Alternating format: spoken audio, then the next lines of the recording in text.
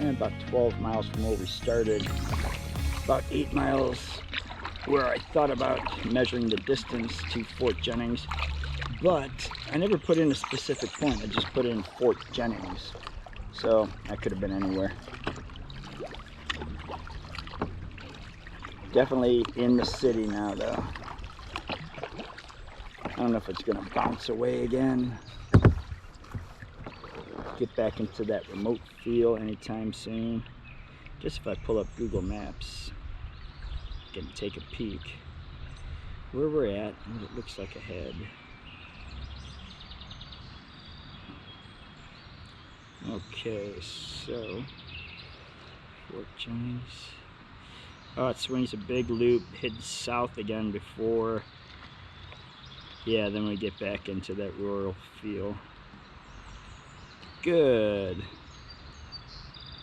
Yeah, after we pop through this blurb of civilization here in Fort Jennings, we're going to come around this bend and head south, and then when we kick back towards the east, we'll be away from everything again. Look at those two little turtles sunbathing over there on that log. Oh, check this out. What? Here is that dam. You hear that? Yeah, what mile? That's interesting.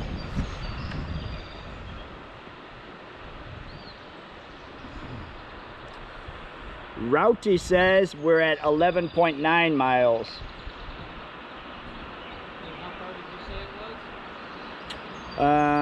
was? Before I said it was at 39 miles. Well, that would be right. And 28 and 11.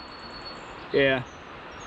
I mean, all those miles were just a 15-minute run through Google Earth down this river, you know, to get pinpoints for sites and bridges and dams. So Do you think the right looks lower? yeah, I'm thinking the right looks like a better takeout. Just hit those rocks right there. They do have a takeout steps over here if you want to take those. Of course they're cabled off though. I wonder why. Yeah. That's odd. That's not what's in these, it's the churches. Oh yeah, it looks like the churches thing. Who knows? I don't know. Again, it would be a silly thing for kayaks anyways without a slide to pull them up. So let's hit the right over here by these concrete slabs, and then we'll take a peek on what it looks like for putting back in.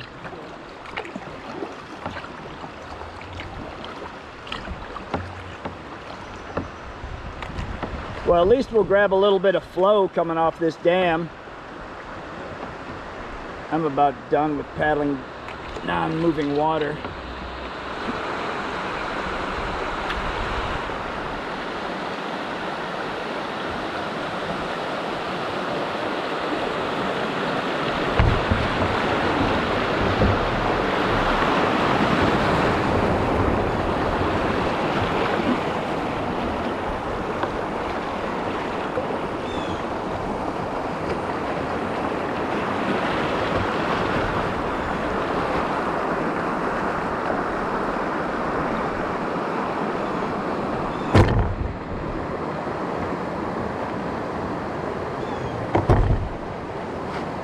So it may seem kind of silly watching the video of why I put the rope on the kayak and pulled it through that area instead of just charging it and floating through it.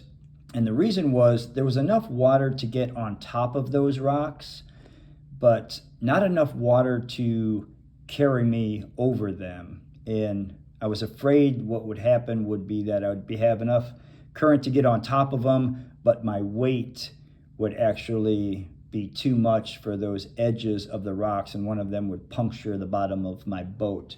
They weren't round river rocks. They were pretty sharp and jagged, so I didn't want to take the chance there, and it was easy enough just to leash it around. It was actually easier than dragging it up, over, and around and putting it back into the water. A little after 16 miles in, probably, right around there. hugged a road right next to the road for a little bit, for about a half mile or so. That was a drag, but now the water's choked down again. The water's gotten smaller, actually has some flow to it. Looks like it should be a good stretch for at least a little bit. So looking forward to that. Doing all shoulder work on flat water. Gets to be a drag after a while.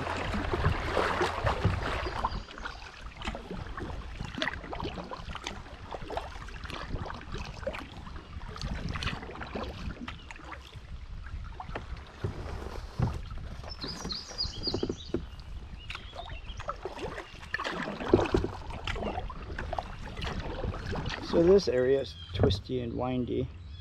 Aaron taking off there. But, guess not. Just decided to bounce around on the ground.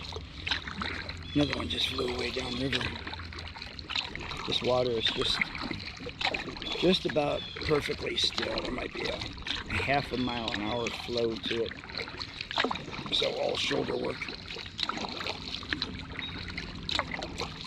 And the sun is directly above, so hard to stay in the shade.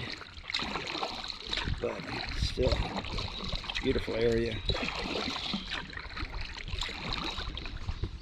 Beaten down, but continually dunking my hat into the river, putting it back on, just keeping my head and the back of my neck nice and cool. Almost no flow to the water when it widens out like this.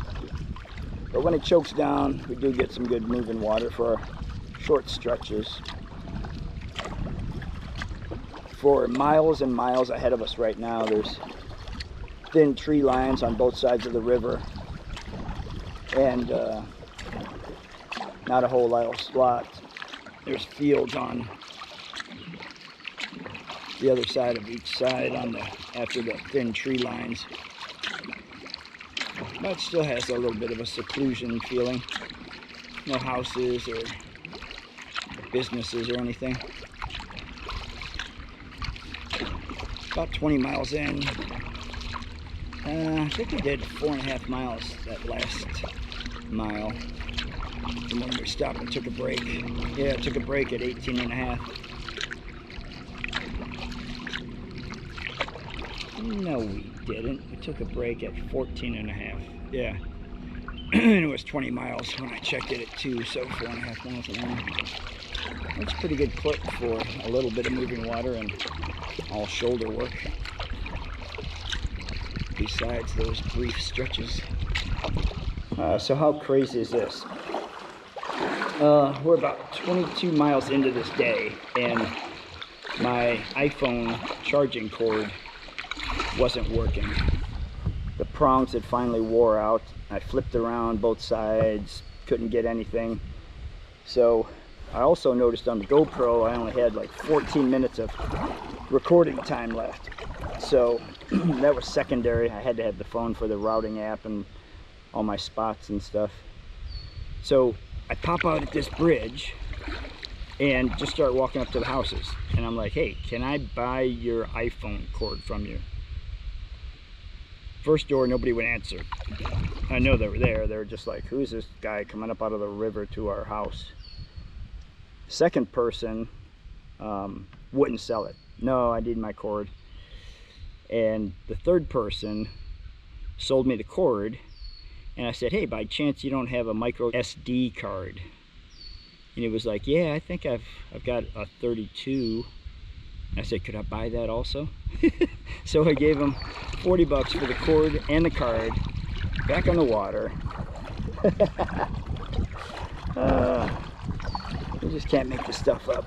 And before I left too, Angie was like, do you want to take this spare phone cord with you? No, I won't need it. So I guess from now on I need to build in redundancy so that just in the event of something does happen, I got a backup plan. All right, cool. Back to the river. Still water, but we only got 8 or 10 miles left. Now this erosion bank on this side, it's not as pretty as that one that was back there.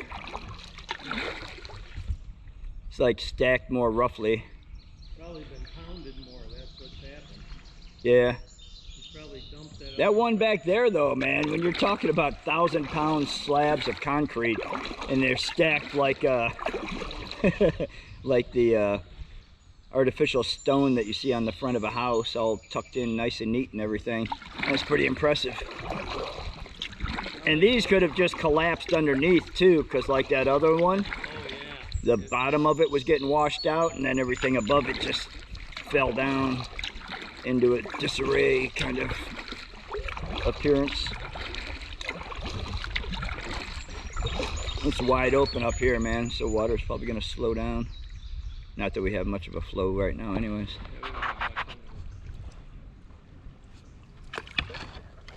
There's probably only like a, let me check, about 1.5 feet of water here.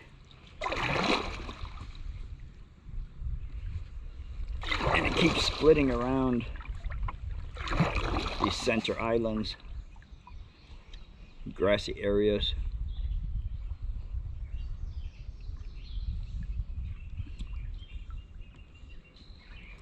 Can't imagine what the normal flow is like.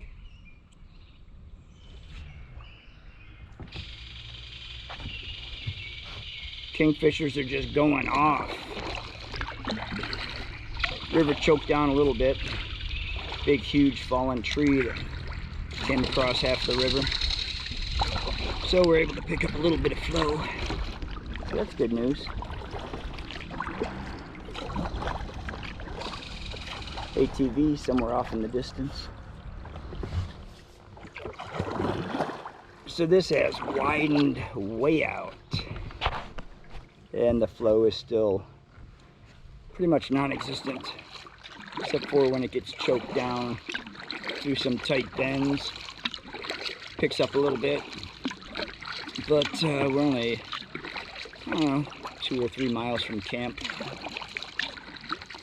And there's no getting away from the sun now. It's just too much of an open space.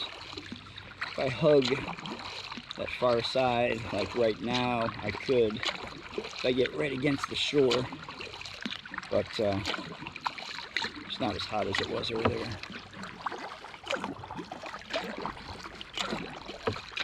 Did a little experimenting and using the canoe, or using the kayak as a canoe.